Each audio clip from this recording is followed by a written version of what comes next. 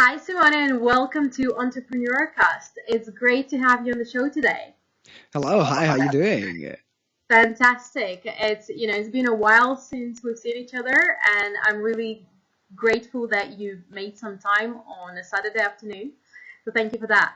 Oh, thank you for inviting me here, Svetlana. Appreciate that. Before we start with the actual business side of the interview, tell us a little bit about who are you outside of your business life? Ooh, a good question. Who am I outside of my business life? Well, you know what? I don't want to sound like a very sad person, but the majority of my life is around my business life. And I know some listener will think, okay, now this guy's just work 24/7, and probably is almost true. Yeah, it's definitely true. I work a lot of hours, and I think the reason why I do this is because I love it. I just love what I do. I love running events. I love speaking. But okay, let's say on this side, there are two main things that characterize me and get me known for. One is that I play didgeridoo, and I love playing didgeridoo. I got like a collection of 5 didgeridoos. And for people that don't know what a didgeridoo is an Australian instrument that does a very weird sound, like wow, wow, wow, wow, wow. And then the other side is that the other my passion that I have is basketball, and I love absolutely playing basketball. I generally play about 3, sometimes 4 times a week, and even though I'm not that tall, I'm still pretty good. I'm still pretty good. I've been playing basketball for years now. I I'm didn't know that about you. That's amazing. I love basketball. Has been I'm a sport man. I love sports, and basketball has always been my favorite. I love the competition and the teamwork at the same time, and also I'm gonna get married soon, so that's a really exciting one. That's another Yay! side of my life. Congratulations. Oh, that's you probably can't wait. It'll be the most stressful day of your life, probably. Probably That's yes. for most people. Knowing my fiance, yes. She's a bit of a control freak, and everything needs to be done like in a certain way, and everything needs to be perfect, and the flowers needs to be done in a certain position. And I'm more like, yeah, you know what? In my mind, I just wanted to go on a desert island, just me and you, no hustle. Now we are having actually a wedding in a castle. We're having like carriage and white horses. We have a train for the guests, like all these kind of things that if it was for me, they would never happen. Mm, But as we say, the wedding day is for the bride. yeah, that's true. That's true. That's awesome. Yeah, you sound like a typical guy, really. Guys don't really care about all that stuff, and then girls usually, come up with all sorts of stuff. I guess I'm not a typical one because I didn't want to do a big wedding or anything like that. We just did our little thing. When I got married with my husband, we just literally had a day for ourselves with no guests, no even families. They were really pissed off. Right. But we just had our witnesses, and then we had the full day photo shoot. So yeah, and it was amazing. So if you need a good photographer, I actually have a recommendation as well. Thank you very much. I've seen your photos and on Facebook, and they were brilliant. I remember that when it happened. What is it that you actually do, and what has inspired you to start it? Yeah, definitely. Thank you for the question, Svetlana. My business is called GTeX and stands for Growing Together Exponentially. And we help coaches, speakers, and trainers creating event that sells, so making money through events, but without being douchebag, without compromising with their integrity, without using these hard manipulative techniques, but still making the same amount of money that the big guys are doing, or getting things started if they are starting out. And I think that the reason why that started it is because I've seen that in this industry there are a lot of people that they want to become coaches, they want to become speakers, they want to become trainers. However, they just become one seminar junkie. Hmm. And they attend seminar after seminar after seminar. They just listen advice from 1,000 different people, and they never get things done for themselves. Hmm. And I guess that our success and the reason why we've been able to grow so fast and have a company where many people will take 10 years to achieve in our industry, just done in a few years, 2, 3 years, is because I decided, and me and my business partner decided to a point, I said, okay, we have learned enough. Now it's time to get things done. Now it's time to really put our head down and work on our business, because if we keep attending all these seminars, we're just going to be listening. We're never going to actually create a business. And for this reason, when we created GTeX, we wanted to create a place where if someone was going to work with us, that was the only place they were going to work. So they were just working with us. We gave them all they needed. And then they were spending their time building their business and then calling us when they needed, rather than attending 5,000 different seminars and getting confused and listening to a whole bunch of people that, of course, they share great strategies, but there is no logical sense. There is just a bit of here, a bit of that, and a half of this and a quarter of that, and results come with implementation. And I'm a big fan of implementation. So that was the first reason. And the second reason why we started GTeX, Svetlana, it is because I hated the way big speakers were selling from the stage, all these manipulative techniques, and they're running at the back of the room, and this selling sometimes product for thousands and tens of thousands of pounds. That's literally, you can learn the same stuff on reading a blog post. And I got very pissed off with the industry. So our aim is, our ultimate aim in GTeX is just to clean the dirt in the personal development industry and this training industry, teaching other people how to create really great training that actually deliver results for their clients, and at the same time making money with that in an ethical way. I totally can relate to that. I've seen a lot of people selling products for a lot of money, and sometimes you would go to that like 2 or 3 day event, and then they stretch out the stuff that you can learn in a shorter space of time, Yeah, and and for it's much not. less money.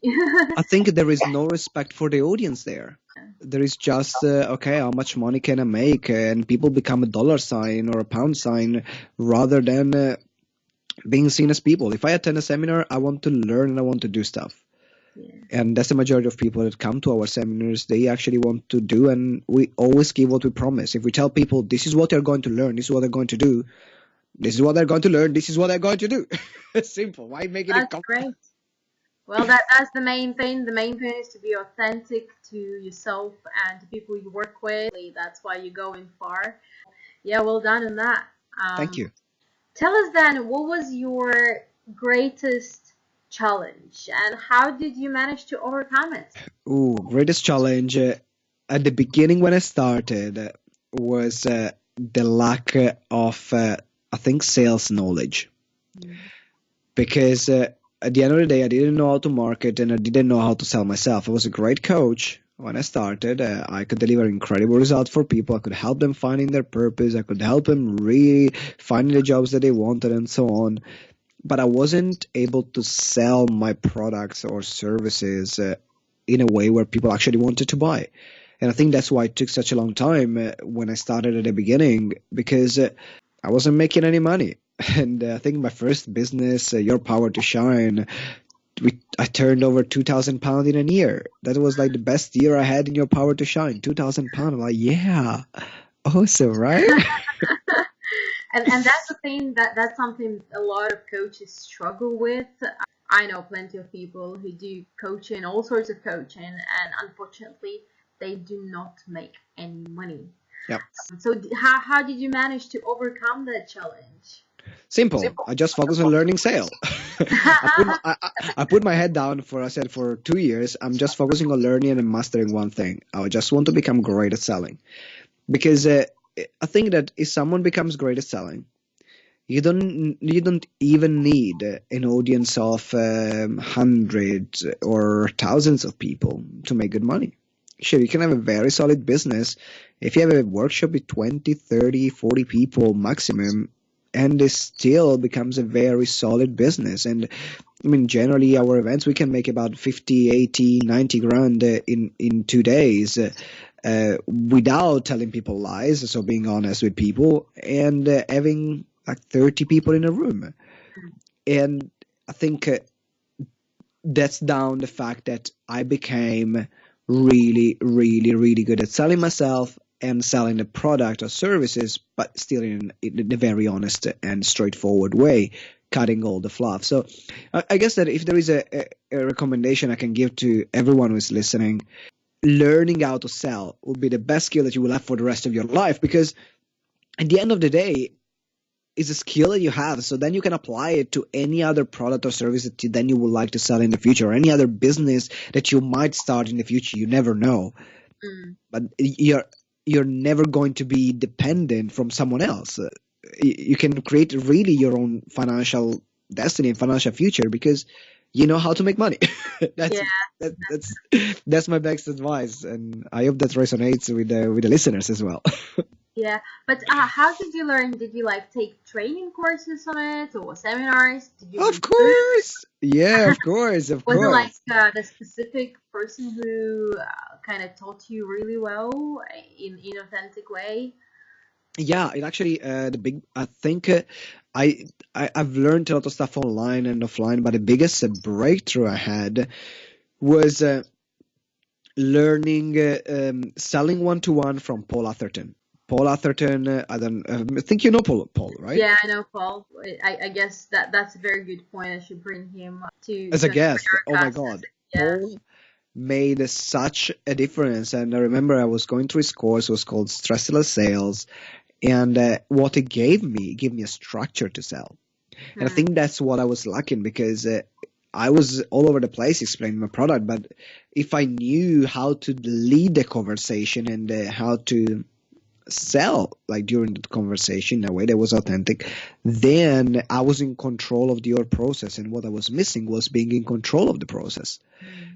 And if you're not in control of the process, of the sales process, you're not going to sell because the client is in control of the of whatever it's going to be. So that's the massive thing that I learned, and I need to thank Paul Atherton, stresscellsales.com, I think, or .co.uk, something like that. It made the first big impact, and then the next one was selling from the stage, not like from platform and seminars. But I didn't learn from someone in particular. I went around, see all the other stuff that people were doing, and then devised my own way because I haven't met yet someone that was selling in a way that I was comfortable with. So I needed to create my way because there was, I really didn't find anyone who was selling with integrity and still making good numbers. So these are the two things that I did just for like 2 3 years, just single-mindedly focused. I got to master sales, and it happened. Well, we know what was your greatest challenge, Yeah. and what would you say was your greatest success? In business. Well, you So, can say in business and your personal life. That's okay. great. In the personal life, when my fiance said yes, I think that was a great. That was my greatest success. I was like, yeah, she's just the best woman in the world. So, like, I take her off the market. She's not available anymore. That's great. And in terms of business success, I think the highlight of my career when I was called to manage an event for Gary Vaynerchuk. And Mm. the organizers they were running an event with Gary Vaynerchuk, and I was called in to sort out the back end of all the workshop because my career did more than 500 events in 3 years, and I did also some events with people like Les Brown. I did events featuring Simon Sinek, John C. Maxwell, and so when they called me for Gary Vee, that was for me a huge highlight. Personally, like very selfishly, I was like, yeah, I'm the man. Yeah, man, I'm the man. Very selfishly, it was that way. And also, there are small successes every day when I see my clients making money from their businesses. And when they were coming to me and say, "Oh, I didn't have clients, and now within a week I got like 5 6 clients." What you do really works. That's, I think, what makes me happiest of the things that I do, because we are really bursting our arse off to make sure that our clients actually get results. Like we work for them, and they are the boss of the company.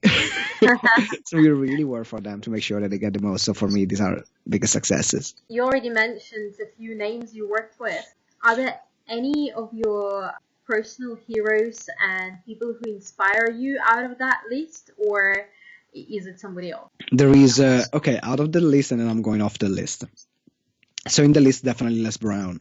And the reason why, and I actually was able to tell him when I met him on the backstage with about 15 minutes where we're talking together.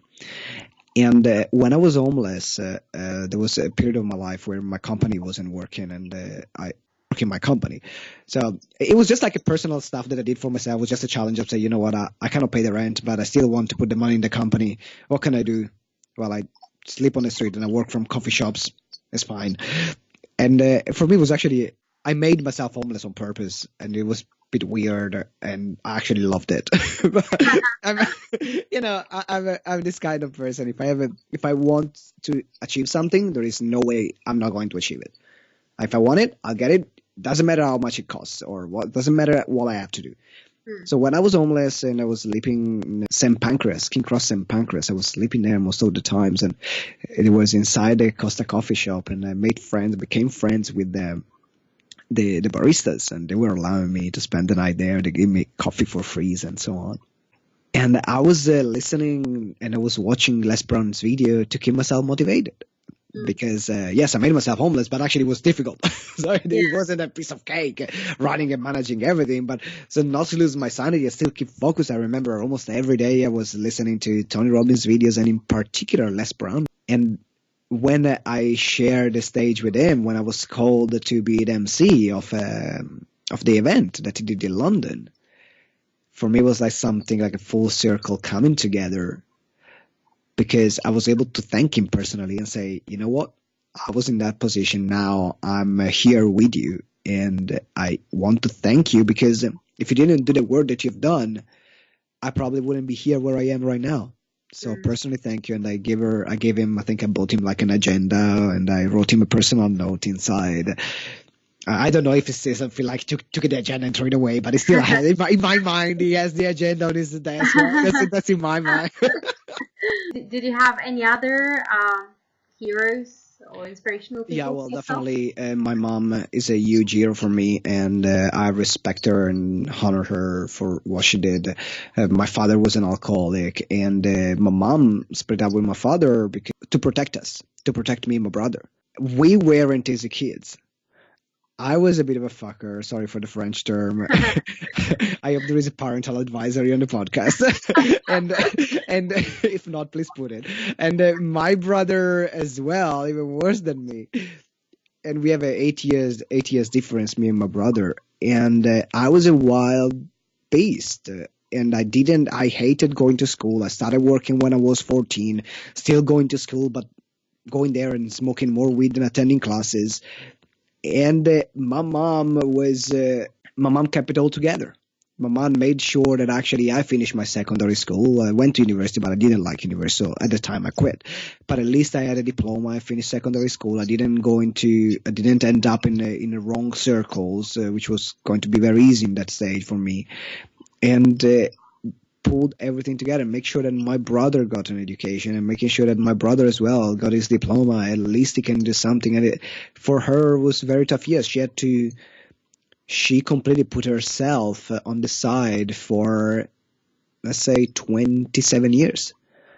There was 27. She forgot about herself, and she put my life and my brother's life over her dreams and career. And she's very competitive. She's a very switched on woman. She's very smart and clever, and she was always having managerial position in every job she had, but she put her career on the side, which I knew was important for her, but for us. And I think there is no act of greater love in the world that what my mom did for me and my brother. So my mom is my hero, and I do everything I can to make sure to help her now that I'm in the position to. Well, anyone who's listening, you should post this right now and go and call your mom. I feel like I'll have to talk to Simone. Yeah, quite emotional. Let's bring the fun back. The fun question I like to ask is, where do you come up with your best ideas? That's it. No one ever asked me this question. So, second, where do I come up with my best ideas? I think, when I'm with my clients. When I'm with my clients, because my clients give me all the feedback I need, and then they say something and it triggers, so I can do this for them. Because in my mind, I want to make my clients happy. That's all I want to do. I want to make my clients happy, give them results. So everything that they say, which sounds sensible to me, which I can actually do it, I'll do it. So it might not happen immediately. Depends operationally how long will it take, but generally it's very, very fast. If they say something, we're still like a relatively small company, so me and my business partner say, okay, let's do it. Done. Half a day, 2 days, a week is done. It's created. So when I have the sessions with my clients, I do most of the time with the clients that join our lifetime membership. I do a 5-hour session just to make sure that they have all the strategy and everything done for their business. And during those 5-hour sessions, actually, there are just so many ideas that are coming to me on how can I help them more and how can I improve the company, because I constantly listen to their needs and wants and the part of what they are struggling with and how would they like the training or the service to be delivered and so on. So that's the part where I get more ideas. Probably some of the guests will tell you, while I'm on the toilet, they will while I'm having a shower. No, it's not that exciting or private. It's actually listen to my clients. Okay, well, we are coming to the part where we're trying to give more value to the listeners. So the couple of questions I have is, first of all, the top 3 tips and strategies you would have to a listener. Top 3 tips and strategies. Learn to sell, and learn to sell. Amazing. We already kind of elaborated on it earlier. You know what? I think that is just so crucial for everyone's business, because if you're not selling yourself, or if you're not able to sell, so if you're looking at 3 things, learn to sell yourself first, then learn to sell your product second, and learn to sell your company third. And what is that you do third? Because if you're able to sell those 3 things, and if you learn how to sell those 3 things effectively, then you will always know how to make money. You will always know how to serve your clients better. You will always know how also how to raise capital and raise finances, because and also you will always know how to get opportunities. So if you're able to sell your product very well, then you're able to make money and to have more clients. If you're able to sell yourself better, you're able to get more opportunities coming to you, because people are actually interested in talking to you. Like, you grab their attention rather than what do you do? I'm a speaker. Good. Thank you. Right? And then if you're able to sell your company, then you're able to attract also more clients as well, and also investments for the company, because there might be points where you're looking for external investments and you just don't want to do anything and you just want to have a big push. Yeah. Once the company has a stable ground, then you want to have a big push to grow the company faster, and cash is what will allow you to do that. Cool. So these are the 3 things I would recommend people to do: sell your product, sell yourself, learn how to sell your company. And do you have recommended resources that helped you down the road it could be technical bits, or it could be something else? Yeah, definitely. Okay, so in terms of selling, okay, let's look at selling myself. I think looking at people like Brendon Bouchard, and what Brendon Bouchard does, I think, is Brendon, Buchard, and I think the website is brendon.com, if I remember well. Then is a great way on he's able to position himself and to position his company, and to position what he does and who he is in a way that people connect with him. So I think there is a lot to learn by observing him. Also by observing people like Tony Robbins, the big guys, or the Les Brown. What do they say to sell themselves? What do they say to position themselves? This has been like the most invaluable lesson for me, because if I made to that point, there is a reason why. And I think you're learning how to tell your story in that way. That's it's going to be invaluable. So a particular resource that I can give in telling your story is to study the hero's journey. There is a storytelling technique, probably you're familiar with that as well. It's called the hero's journey.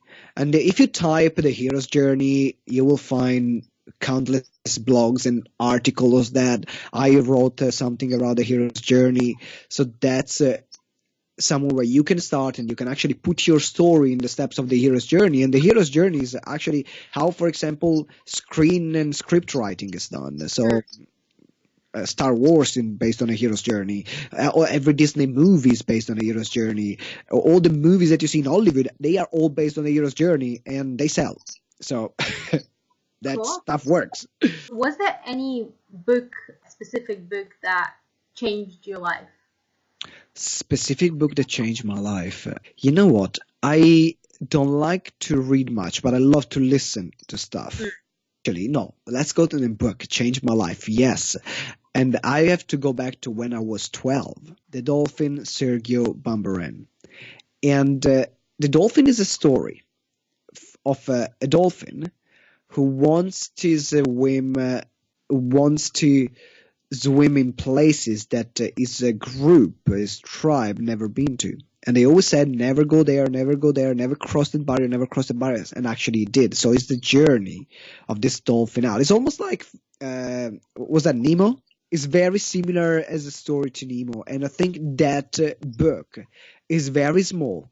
It's incredibly well written. And it really inspired me to follow myself. It really inspired me to be who I am. It really inspired me to say, you know what, even if you have to swim on the opposite side of the current, you can do that. You can really just be yourself. And that's how I will keep being and just be myself and not compromising my integrity and who I am for other stuff. Well, we are coming to the wrapping up the end of the Already? Man, yeah, I know. but but I have literally two questions. First is obviously you achieved already quite a bit.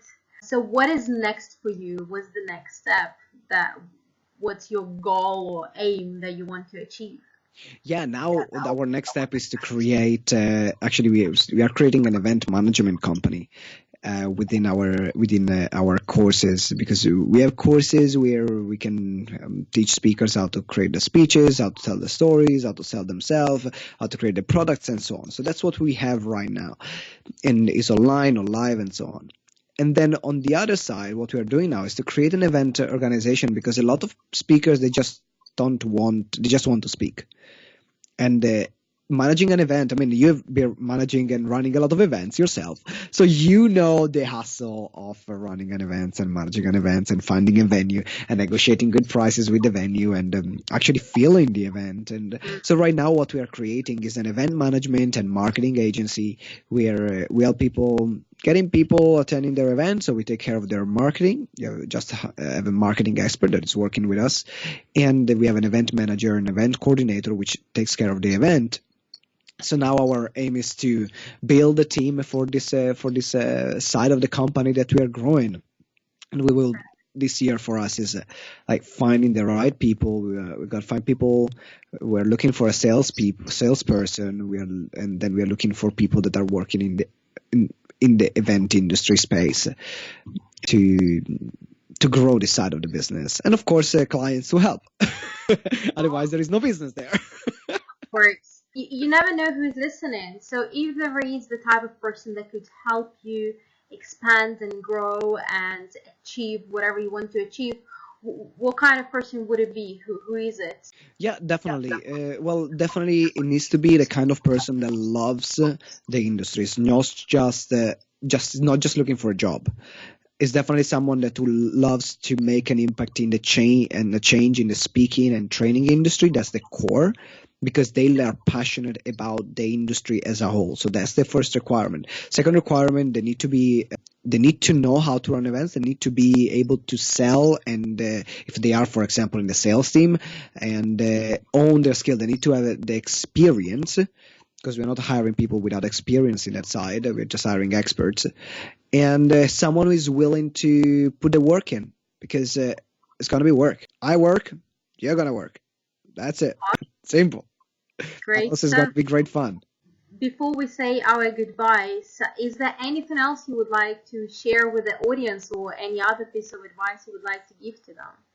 Well, there is one thing that I think if someone wants to learn how to sell from the stage, if someone wants to learn how to sell more effectively, then we have a free checklist that we have created. It's called like selling from the stage without being a douchebag or something like that checklist. So I think we can put the link in Yeah. the description of that, so you can download it. And also, if you have any question, you can get in touch with me on that side.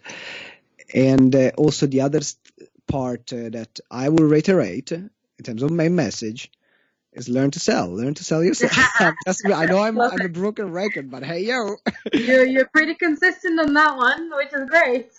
I think that the point of is giving the audience 15 different things. They're not going to remember them anyway. So just make sure that you freaking learn how to sell your company, how to sell yourself, and how to sell your product. You'll be fine. You That's will be fine for the rest of your life. Promise you.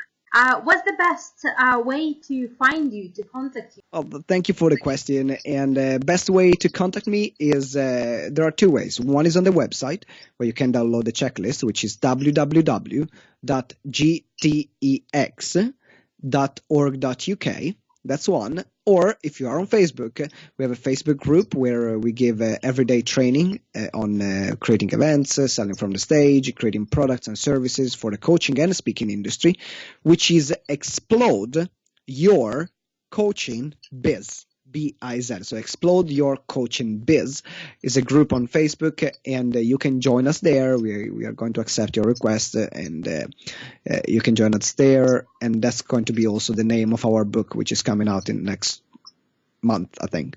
Well, thank you so much for your time today.